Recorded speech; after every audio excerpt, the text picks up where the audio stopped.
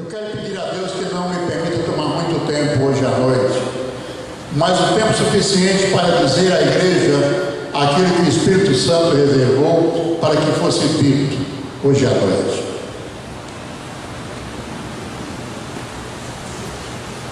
No Velho Testamento há histórias, há profetas, há narrativas, e a narrativa que Deus nos colocou no coração para esta noite trata-se de a feitura inteligente de um dos profetas que profetizou para ajudar durante cerca de 40 anos, portanto quase uma vida inteira. No capítulo 18, que eu não abro agora, de Jeremias, está a história na qual eu basearei a mensagem desta noite. Mas eu quero começar fazendo uma pergunta: quem é esse profeta? Quem é esse homem? E as qualidades dele, quem é ele, como ele foi escolhido, você encontra no capítulo 1, portanto, de Jeremias. Eu peço que você abra, apenas para constatar comigo, para descobrir quem é esse homem, que importância tem esse homem. E logo no início desse capítulo você encontra, e eu faço questão de ler alguns dos versículos do capítulo 1, assim, palavras de Jeremias, ou seja, o escrito desse homem chamado Jeremias, filho de Ilquias, dos sacerdotes que estavam em Anatote, na terra de Benjamim. Então diz que este homem era filho de um sacerdote. Evidentemente, a maioria dos comentaristas bíblicos dizem que ele gostaria, a tendência dele era também ser um sacerdote. Ele caminhava para que a sua vida fosse uma vida sacerdotal, e ele morava numa região perto, aqui está o nome, Anatote, que ficava a cerca de 5,5 quilômetros, até entre 5 e 6 quilômetros de Jerusalém, portanto, perto de Jerusalém.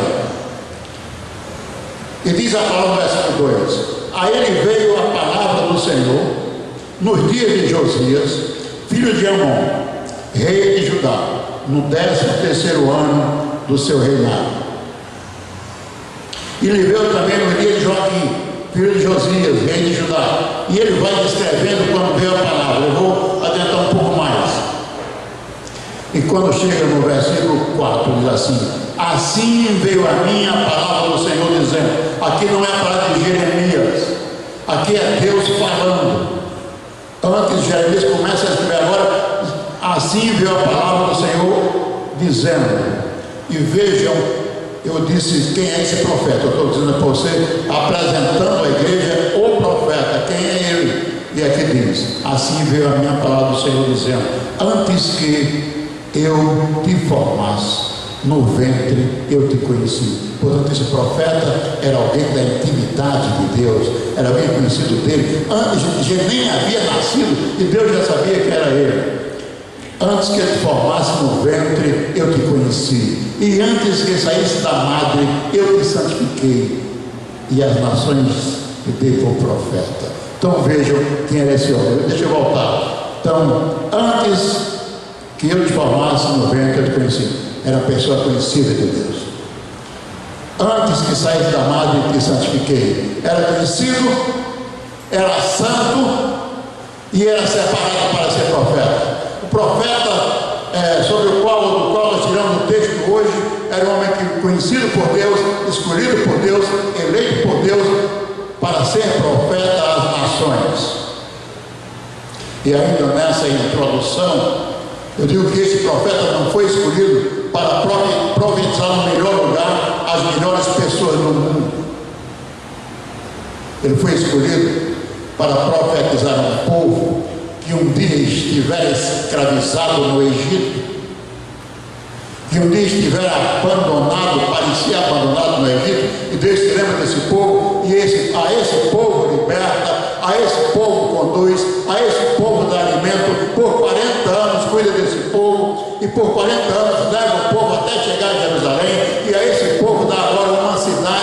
um lugar, uma cidadania, dá casas para morar, dá alimento para comer, um templo para adorar. E este povo, este povo que agora é incrédulo, que agora de costas para Deus, que agora esquecendo o que Deus fizera antes, que agora esquecendo de agradecer o que Deus fizera, virava as costas. E é esse povo que Deus então, outra vez, ou mais uma vez, porque se você tiver o privilégio de ler esse livro em casa, depois você não vai ler aqui, você vai ver que em muitos momentos você vê que o povo está cheio de incredulidade. Esquece do Deus que fez, esquece o Deus que o conhece no ventre, esquece o Deus que o alimenta, que o pega pela mão, esquece o Deus que o levanta, que o alegra, esquece o Deus que levanta a sua alegria e se volta para as suas coisas particulares. Aí num desses dias, num desses momentos, eu chego ao capítulo 18, que eu quero pedir que você abra. Você vai ficar sentado, que eu vou ler e vou parar em alguns lugares, não vou ler direto o texto. Ele diz assim: a palavra, capítulo 18, começa no verso 1. A palavra do Senhor que veio a Jeremias dizendo.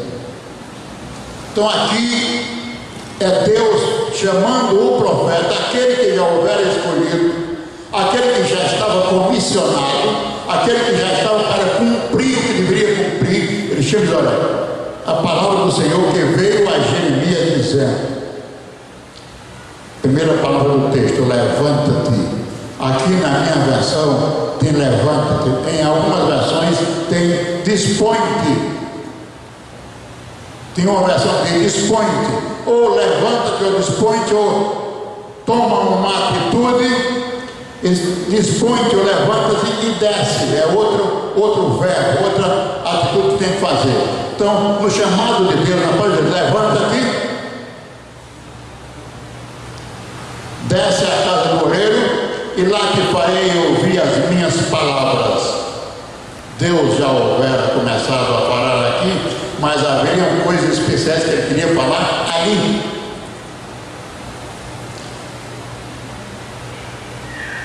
E desci à casa do oleiro, versículo 3. E eis que ele estava fazendo a sua obra sobre as rodas. E como o vaso que ele fazia de barro se quebrou na mão do oleiro, tornou a fazer dele outro vaso, conforme o que pareceu bem aos seus olhos fazer.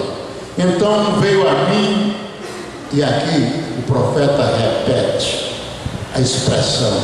Então veio a mim a palavra do Senhor dizendo. Eu faço um parêntese aqui para lembrar aos irmãos que nem tudo que é dito é do Senhor. Que no livro de Jeremias mesmo, antes do final da tomada de Nabucodonosor, no povo para a Babilônia, apareceram profetas contradizendo Jeremias. E alguns se levantam dizendo: olha, eis que eu te digo, não vale nada. Agora o que Deus diz, sim. Então escute o que Deus diz. Então ele repete aqui essa palavra. Então, versículo 5: então veio a minha palavra do Senhor dizendo: não poderei eu fazer de vós. Eu queria que você prestasse bem atenção no que a Bíblia diz para você, meu irmão e minha irmã, nesta noite. Não poderei eu fazer de vós como fez este oleiro, ó casa de Israel. A casa de Israel, aqui se refere ao livro de Jeremias, era Israel, de fato, o povo de Israel.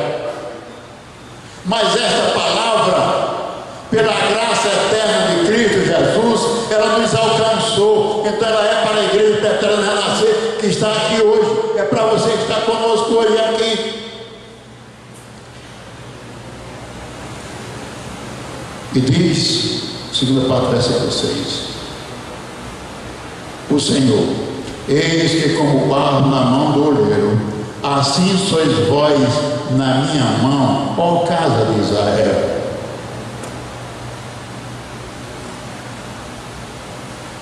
Preciso parar e fazer um silêncio e pensar nessa palavra.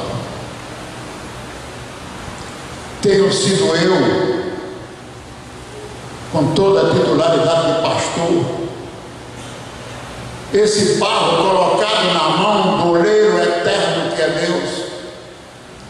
Tenho tido a humildade de me dobrar, de descer ao chão, de estar na terra, naquele lugar, naquela pedra onde o oleiro fazia o barro e deixar-me dobrar por ele. Tenho tido a humildade de deixar-me fazer de acordo com a vontade soberana dele.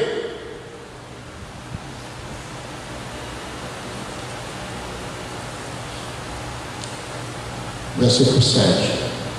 No momento em que eu falar contra uma nação e contra um reino, para arrancar e para derribar e para destruir, se a tal nação contra a qual eu falar se converter da sua maldade,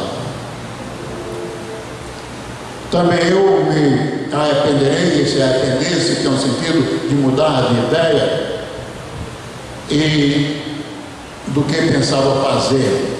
E no momento em que eu falar de uma gente, de um reino, para edificar e para plantar, e se ele fizer mal diante dos meus olhos, não dando ouvido às minhas palavras, então me arrependerei ou mudarei do bem que ele deveria ter feito. Esses dois versículos nos trazem a ideia e a convicção de que Deus é soberano e ele faz o que quer, como quer. Isso aqui expressa que a graça dele, ele joga em cima de quem quer, ele alcança as pessoas que querem, e essa graça hoje está sendo lançada para você nessa palavra que nós estamos trazendo hoje, escrita por Jeremias.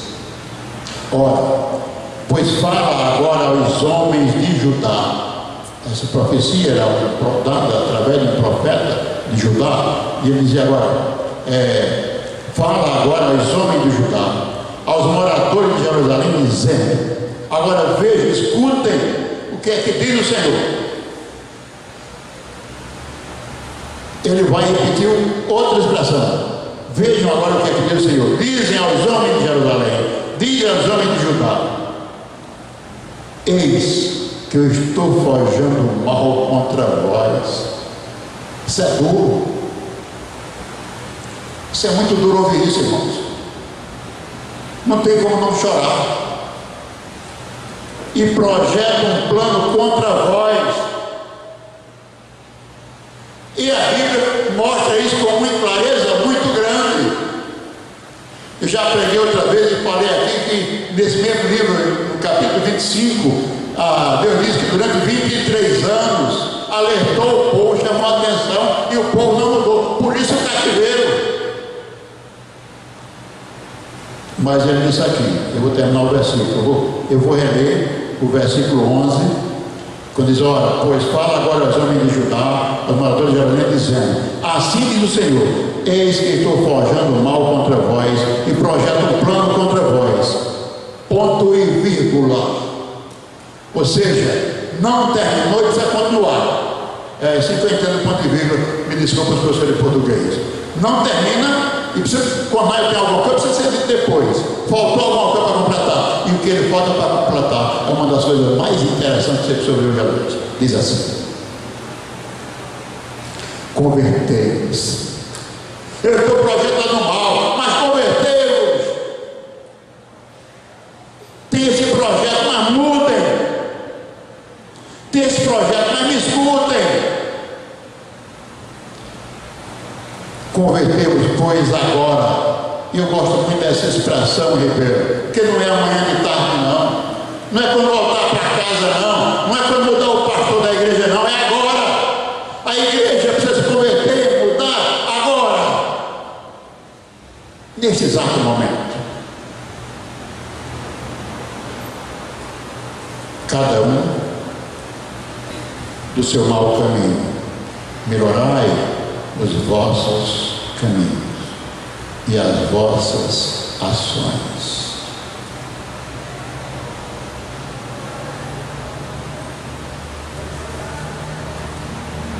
Como fazer para melhorar esses caminhos? Primeiro eu preciso compreender em que caminho eu estou andando. A Bíblia diz que os meus caminhos são diferentes dos de Deus, que as minhas ideias são diferentes da dele. como a Bíblia é um conjunto só da palavra de Deus, eu preciso me voltar agora lá para o Éden, na hora em que aquele homem e aquela mulher foram expulsos porque pecaram, porque desobedeceram. E ali eu escuto um eco que diz assim: da semente da mulher nascerá um que pisará a cabeça da serpente. A partir dali Deus cria um plano para que os meus caminhos subsistam conectados com o caminho dele,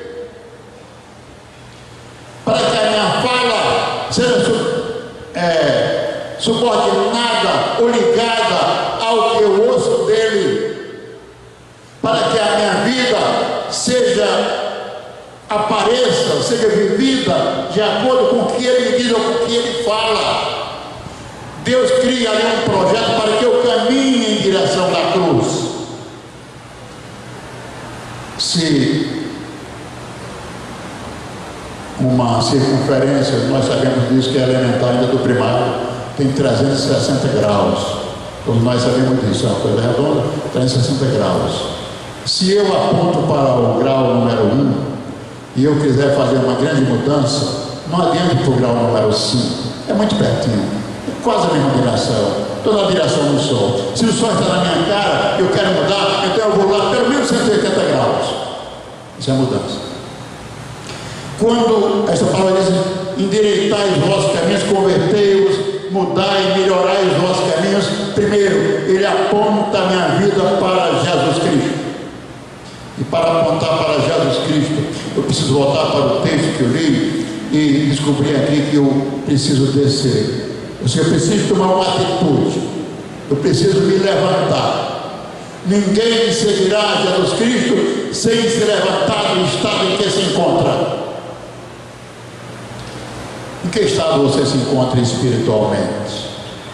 Alguns que Jesus Cristo chamou e disseram: Senhor, aguenta um pouquinho que eu vou falar com meus pais. Aguenta um pouquinho que eu vou me despedir dos amigos. Aguenta um pouquinho que eu ainda tenho um arado para cuidar. E diz: olha, se você vai cuidar de arado, cuidar de defunto, então você fica lá, você não vai me seguir. Se você deseja que os seus caminhos mudem, é preciso que você se levante da situação em que você está. Se você deseja que os seus caminhos mudem, é preciso que você desça. E às vezes eu preciso falar palavras mais duras, porque comigo também acontece. É preciso que nós deixemos da nossa arrogância espiritual, do nosso orgulho espiritual, da nossa vaidade, aquela que só nós somos, só nós podemos, só nós chegaremos, só nós passaremos, só nós iremos lá, só nós seremos os melhores. É preciso que eu desça tudo isso. Se você deseja melhorar os seus caminhos, desça do pedestal da sua vaidade e da sua arrogância. Se você deseja mudar os seus caminhos, pare ao lado do oleiro e observe o que o oleiro está fazendo.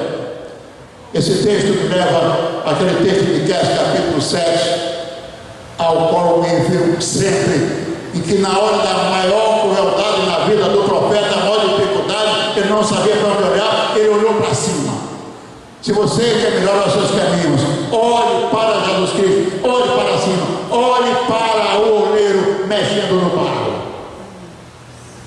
Mas se você deseja também melhorar os seus caminhos, não fique olhando para aquele barro, desejando que aqueles arceão transforme, seja você mesmo o barro nas mãos de Deus.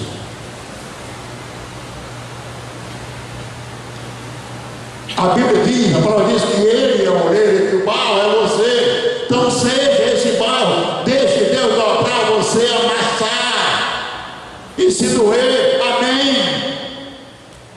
Se quebrar, ele conserta. Há coisas na sua vida, há coisas na nossa vida que nós jamais poderemos consertar, mas Deus pode consertar.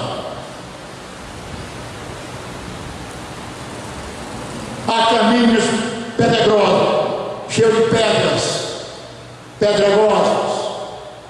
Há caminhos problemáticos, há lugares difíceis, mas Deus cuida de você nesses caminhos. E a palavra, melhorem os seus caminhos. Se você deseja melhorar os seus caminhos, fique, se torne, diga: Senhor, eu quero ser esse barro modificado. Mas ser modificado significa humilhar-se totalmente, deixar-se totalmente dominar. E às vezes, mesmo sabendo que Deus é soberano, nós queremos ser do nosso jeito. Não, mas é assim. Irmão, nunca será do nosso jeito. Sempre será do jeito de Deus, ainda que doa em nós. Você deseja ver os seus caminhos modificados? Você deseja estar debaixo da mão de Deus para que Ele faça? Aí vem uma outra pergunta que às vezes nós não falamos assim: mas que tipo de jarro eu quero? Você não pode querer. Assim como Deus escolheu esse homem, Jeremias, que tem uma qualificação, diria assim, belíssima, extraordinária, escolheu outros homens muito simples para servir a Ele. E ele pegou esse barro. E Deus, como ele pega esse barro. É dele, a quantidade é dele, o jeito é dele, e você precisa ser dele. Você gostaria de se tornar nesta noite essa porção de barro nas mãos de Pai mudar, para que o seu caminho mude a partir de hoje? Sabe por que eu falo assim, fora meio de modo genérico? É porque às vezes nós estamos na igreja há muitos anos e não somos um vaso na mão de Deus.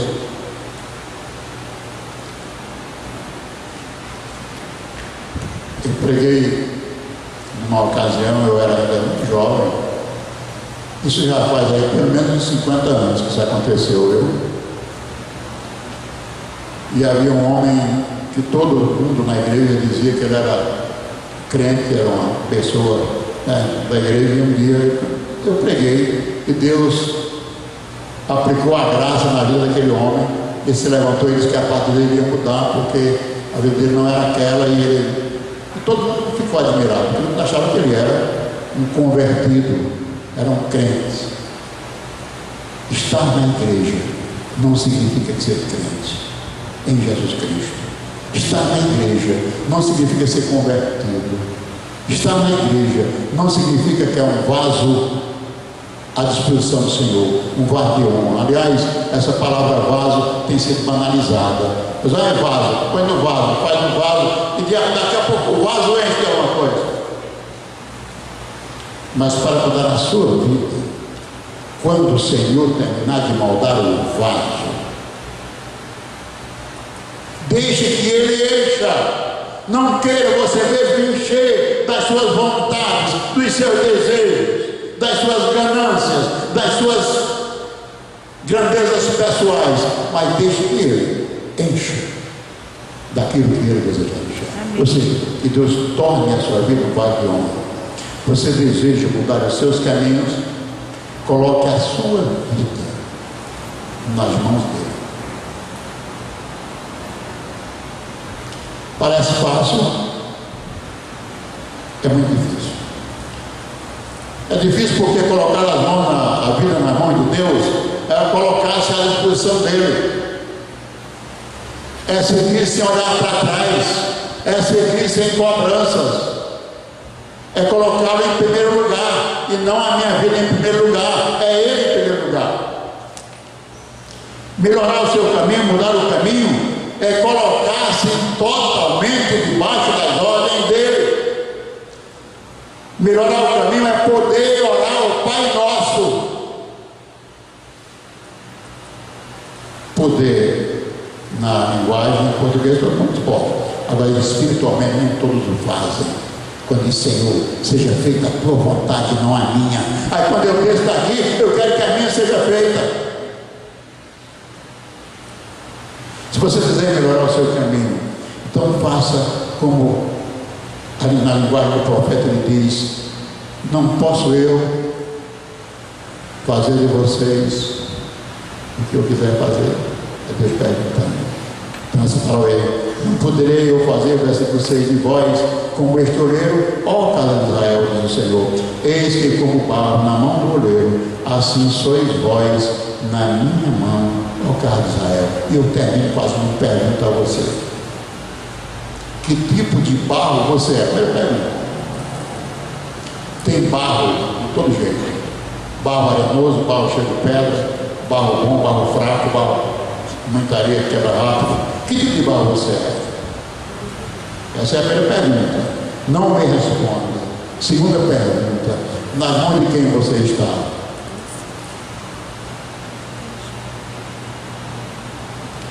Eu quero pedir que os irmãos de louvor subam aqui, vamos cantar uma canção. Eu quero orar com os irmãos, eu quero fazer um pedido a você. Se você deseja tornar a sua vida como um vaso nas mãos de Deus, eu quero pedir a você que desça comigo, vem orar aqui na frente. Eu quero dizer a você que Deus pode mudar aquele jarro que está quebrado, aquele vaso quebrado.